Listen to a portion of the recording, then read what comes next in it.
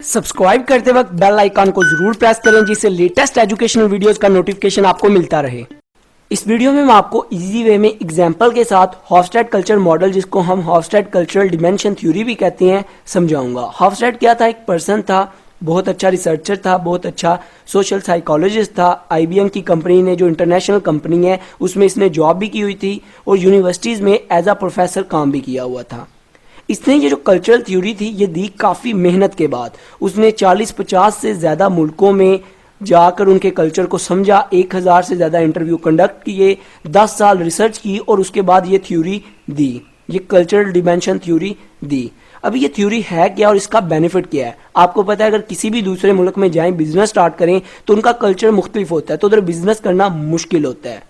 तो उसने ये जो कल्चरल थ्योरी दी, उसने कहा ये 5 चीज़ें अगर आप समझ लें किसी भी मुल्क की, तो आप उसके कल्चर को इजीली समझ सकते हैं। और जब आप कल्चर को समझ सकेंगे तो ऑटोमेटिक आप बिजनेस भी आराम से उधर कर सकते हैं, आपका बिजनेस भी सक्सेसफुल हो सकता है।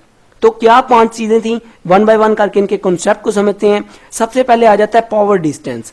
पावर डिस्टेंस में उसने बताया कि जो एक मुल्क है उसका जो एक जो उधर के लोग हैं, या तो उनकी वैल्यू जो है, मतलब जो ऊपर वाले लोग हैं उनकी पावर ज़्यादा होगी, या तो जो ऊपर वाले लोग हैं उनकी पावर भी ज़्यादा नहीं होगी, दूसरों के बराबर होगी। अगर एग्जाम्पल से बताता हूँ, जैसे आप इधर देखते हैं हमारी जो पॉलिटिक्स हैं, कोई सियासतदान जा रहा है तो सड़कें बंद हुई होती हैं, 5-5, 10-10 गाड़ियों पे उनको प्रोटोकॉल मिल रहा होता है। इसी तरह ये हमारा इंडिया पाकिस्तान का कल्चर है। इसी तरह आप अमेरिका कनाडा में चले जाएं, उधर ये सिस्टम नहीं है। उधर उनका जो प्रेसिडेंट है वो आम लोगों के साथ सफर कर रहा होता है, कोई ट्रैफिक ब्लॉक नहीं होती।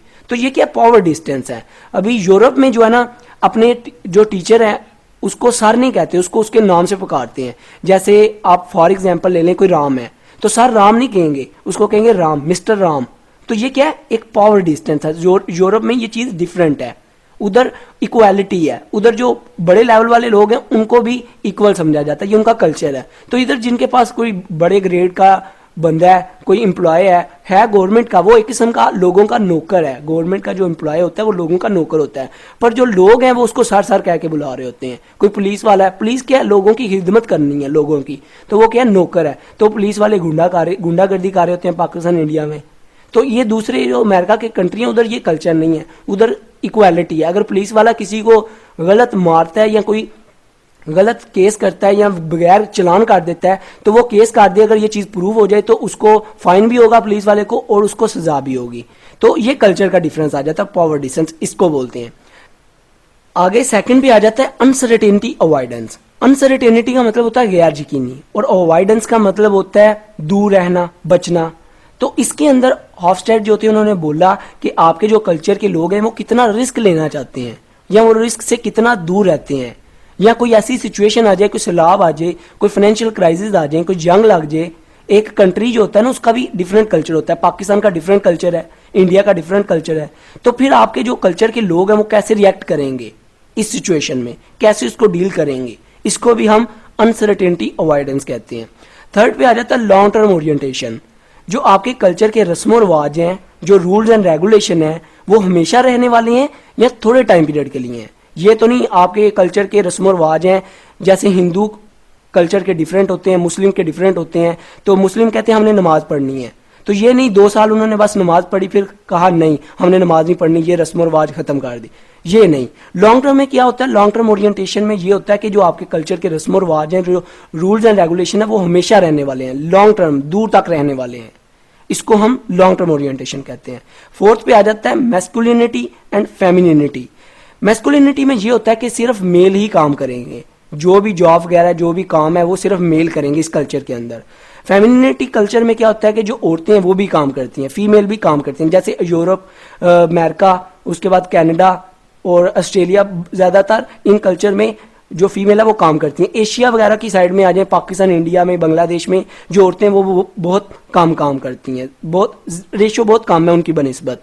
और मुस्लिम कल्चर में तो बिल्कुल कम होती हैं, औरतें घर रहती हैं, खवातीन, और ज़्यादा मेल जाके काम करते हैं। फिफ्थ पे आ जाता है इंडिविजुअलिज्म एंड कलेक्टिविज्म। इंडिविजुअलिज्म में क्या होता है कि जो अकेला पर्सन है वो काम करता है, अगर कोई बिजनेस भी कर रहा है वो सिर्फ अकेला करेगा, साथ दूसरों को लेके नहीं चलेगा, अपनी फैमिली से अलग रहता है, घर वालों के साथ नहीं रहता, अपनी बीवी को लेगा उसके साथ सिर्फ रहेगा।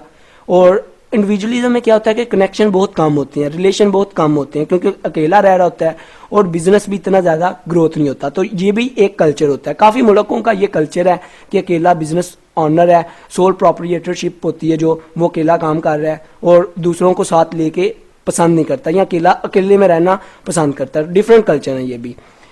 और कलेक्टिविज्म का मतलब ये होता है कि मिल के काम करना, सारों को साथ लेके चलना, और जो सारों को साथ लेके चलता है उसका बिजनेस ज़्यादा ग्रोथ करता है, क्योंकि सारे मिलके काम करते हैं, गोल अच्छे से अचीव होता है, प्रॉफिट भी ज़्यादा होता है और कनेक्शन भी बनते हैं, रिलेशन भी बनते हैं और ज़्यादा खुशी रहती है कलेक्टिविज्म के अंदर।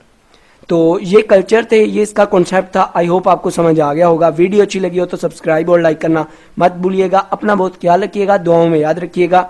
Good bye.